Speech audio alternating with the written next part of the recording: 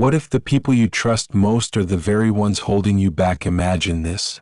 The friends who laugh at your jokes, the ones who like your posts and listen to your stories, might be the biggest obstacles to your growth.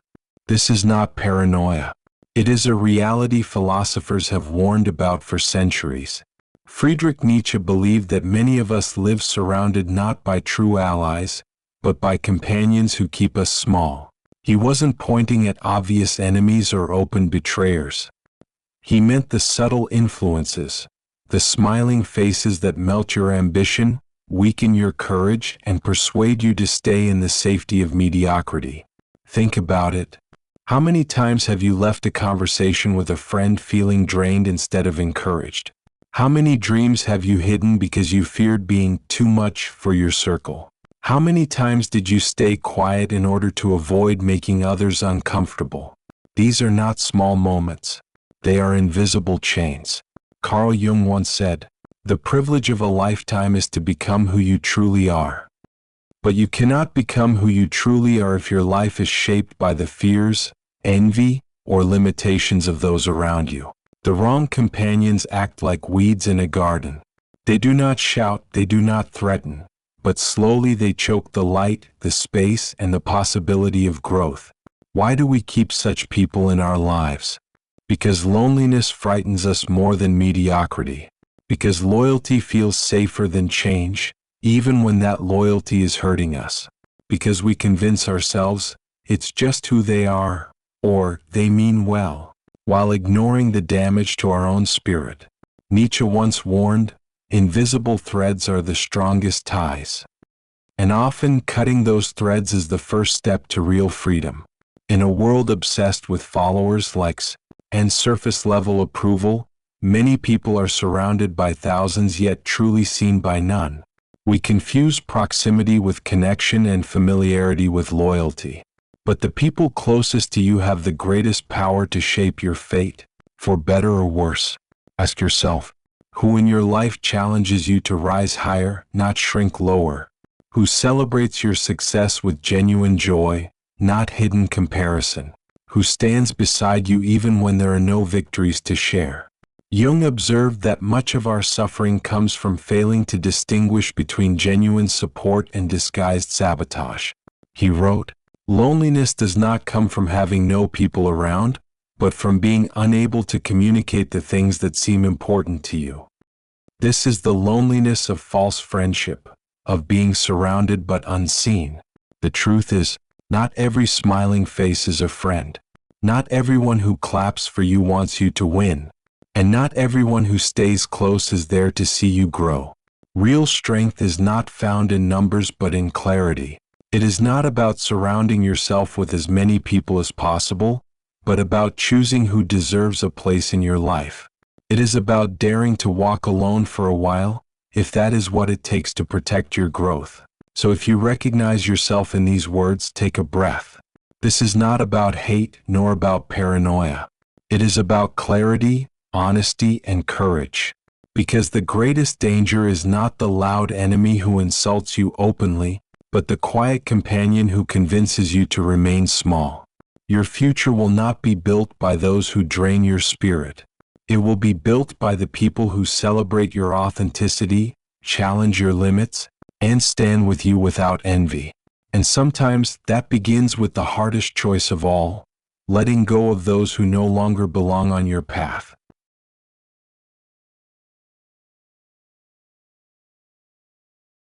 Most people imagine enemies as those who stand outside their circle. But the truth, as Nietzsche observed, is that it is not the strongest of your opponents who hold you down, but the familiar voices that tell you not to rise. It is often the people closest to you, the ones you trust, who quietly shape the limits of your life. The danger is not always intentional. Sometimes it is born from habit, fear, or envy. But the result is the same. You play small, you silence yourself, you accept less than you deserve because those around you never push you higher. Carl Jung warned about this subtle influence. He described how we mirror the values, fears, and patterns of our closest companions without realizing it. When you spend too much time with those who resist growth, you slowly inherit their limits. Jung believed that individuation, the journey of becoming your true self, requires breaking away from the grip of conformity, even when it comes disguised as friendship. Think of this supportive friend who only cheers when they are ahead of you. Every achievement becomes a comparison, every victory of yours a reminder of their insecurity. Or the one who compliments you with a hidden sting, "That's great, but I could never do it," turning your success into a subtle competition. These are not harmless quirks. They are small poisons that slowly erode your confidence. There are those who drain you emotionally, calling only when they are in crisis and vanishing when you need them. There are those who dismiss your dreams with a calm voice of reason. Is that realistic? Is that safe? But what they really mean is, stay at my level, don't rise above me. And there are those who promise support loudly, but are never there when it truly counts. Jung once wrote, "The shoe that fits one person pinches another. There is no recipe for living that suits all cases." Your path cannot be lived by someone else's standards. Yet when you surround yourself with people who fear change, you begin to wear shoes that were never meant for you. The truth is, we often keep such people around because of comfort. They remind us of the past, of the so-called good old days, and they make us feel guilty for evolving beyond the box they've placed us in. Or they tie us down with guilt, making every interaction a debt.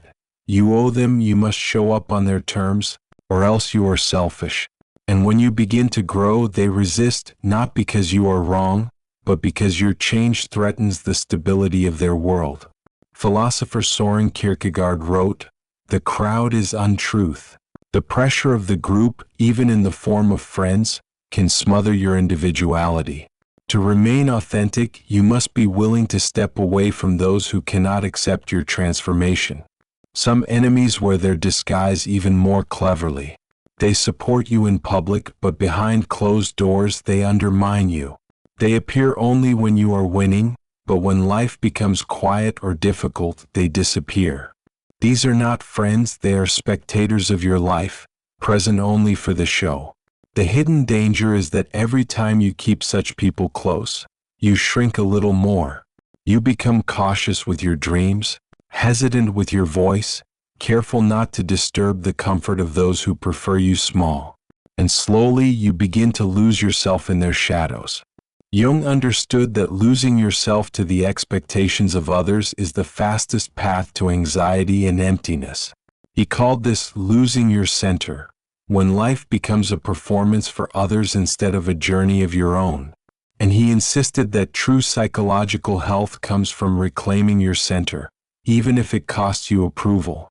The question is not whether you have such people in your life. The question is whether you are willing to see them for what they are. Not everyone who smiles at you wants you to succeed. Not everyone who stays close is there to protect you. And not everyone who calls themselves a friend deserves that title.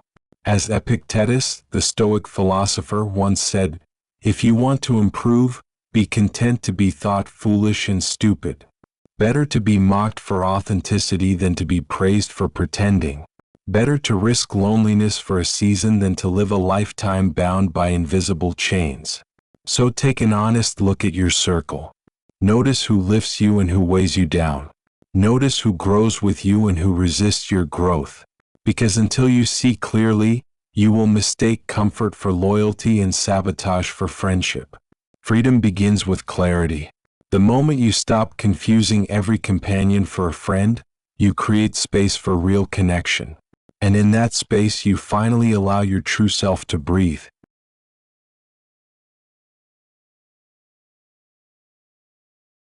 Many people cling to the idea that true friendship means loyalty without limits. We convince ourselves that a friend should always be there, should always understand, should always approve. But this picture is an illusion. Perfection does not exist in human relationships, and chasing it only leads to disappointment and self-betrayal. Carl Jung wrote, "The most terrifying thing is to accept oneself completely." And if self-acceptance is terrifying, how much harder is it to accept the imperfection of others? We want friends who never doubt us, never criticize, never let us down. But this craving blinds us to a painful truth. Sometimes the people who appear closest are the very ones preventing us from becoming who we are meant to be.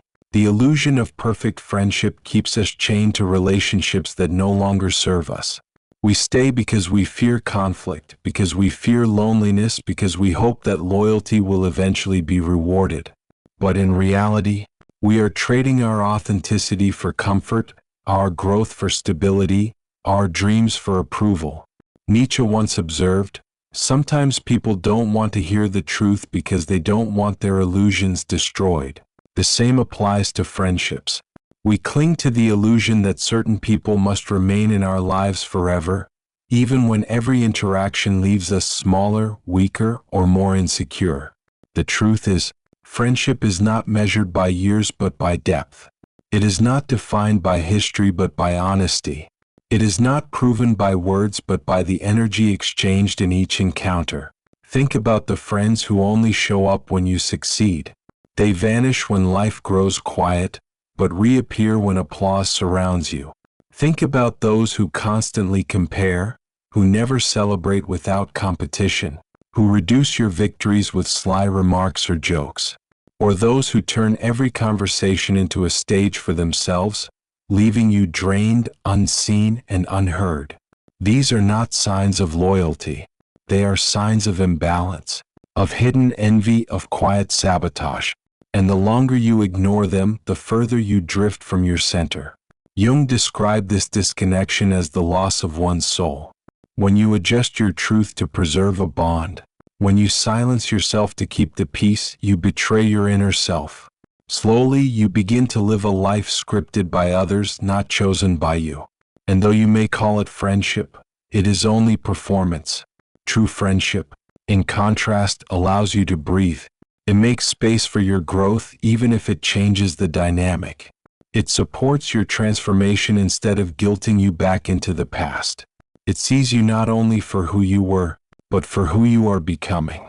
As Ralph Waldo Emerson wrote, "It is one of the blessings of old friends that you can afford to be stupid with them." Real friends do not demand perfection. They do not require masks. They allow you to stumble, to question, to grow without turning your vulnerability into ammunition. The illusion of perfect friendship collapses when you realize this. If someone only loves the version of you that never changes, it is not love but control. If someone demands you remain small so they can remain comfortable, it is not loyalty but fear.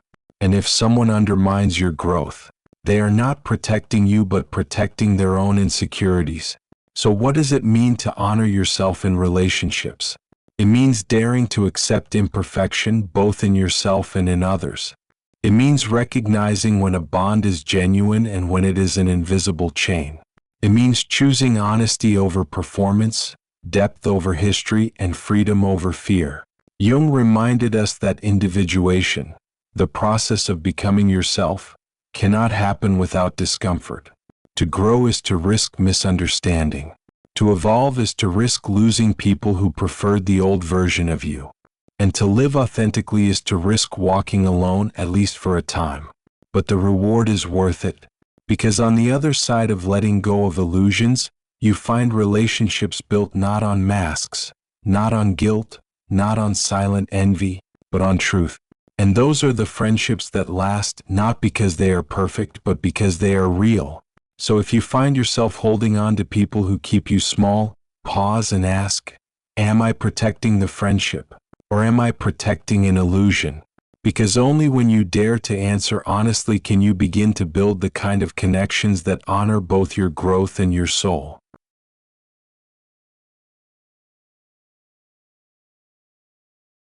One of the hardest lessons in life is learning to let go of people who no longer belong on your path. We grow up believing that loyalty means holding on no matter what. We are taught that friendships should last forever, that walking away is betrayal. But the truth is, sometimes the greatest act of loyalty is not to others, but to yourself. Carl Jung once wrote, "Loneliness does not come from having no people around you, but from being unable to communicate the things that seem important to you." What use is a circle of friends if you cannot share your truth with them? What kind of connection is it if every word is measured, every dream silenced, every success diminished just to keep the peace? Letting go does not mean you hate them. It does not mean you wish them harm. It means you have chosen growth over comfort, clarity over illusion, and authenticity over performance. Think about the times you stayed in a friendship out of guilt. The times you showed up because you feared disappointing them, not because you wanted to be there. The times you held back your joy because you knew it would stir resentment in someone close. Each of those moments chipped away at your spirit.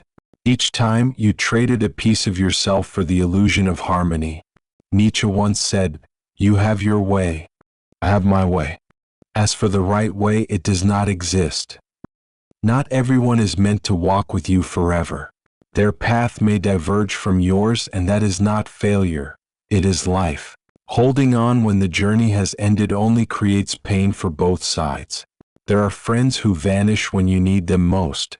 There are those who gossip in your absence, who turn your trust into their entertainment. There are those who always make your story about them, leaving your feelings unheard.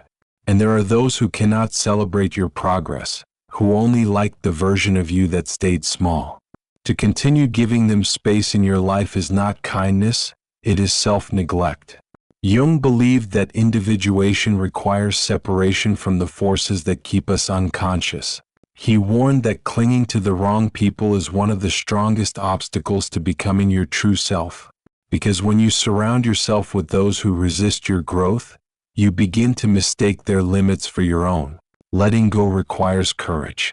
It means choosing solitude over false connection. It means facing the fear of loneliness without running back to what is familiar but toxic. And it means trusting that the space left behind will eventually be filled with something more real. As the poet Rainer Maria Rilke wrote, "The only journey is the one within." Sometimes that journey must be walked alone for a time, because it is in solitude that your strength deepens, your voice clears, and your true companions begin to appear. Letting go is not about bitterness. It is about love, the kind of love that finally extends inward, after years of being poured outward. It is about saying, "My spirit matters, my growth matters, my truth matters. And if someone cannot walk beside me without resenting my light, then I must walk forward without them." Yes, it hurts to release people you once laughed with, cried with, shared years with. But the deeper pain is staying in places that no longer honor who you are becoming. Because every moment you cling to what has ended, you delay the arrival of what is meant for you. So do not fear the goodbye. It is not an ending but a clearing. It is the space in which your real life can finally take root. And when you find the courage to let go, you discover a freedom greater than the comfort of familiarity. The freedom of living without apology, surrounded not by shadows, but by the rare light of genuine connection.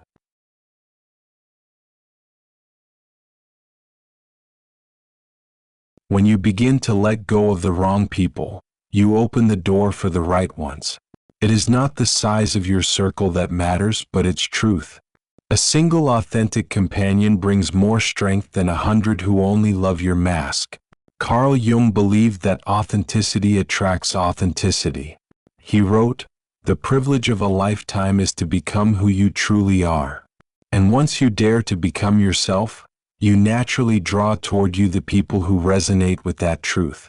This does not mean life will suddenly fill with perfect friends. No one is flawless, and no relationship is without challenge. But real companionship feels different. It does not drain, it nourishes. It does not punish growth, it celebrates it. It does not demand silence, it makes space for your voice. Think about how it feels when you are with someone who truly sees you. Your shoulders drop, your breath deepens. You do not have to calculate every word or hide every thought. There is a natural ease, a quiet freedom, the sense that you are not performing but living. The opposite is also clear. You know the exhaustion of being with those who constantly compare, who measure your worth against theirs, who only stay when applause surrounds you. These people may not insult you outright, but they slowly erode your self-respect.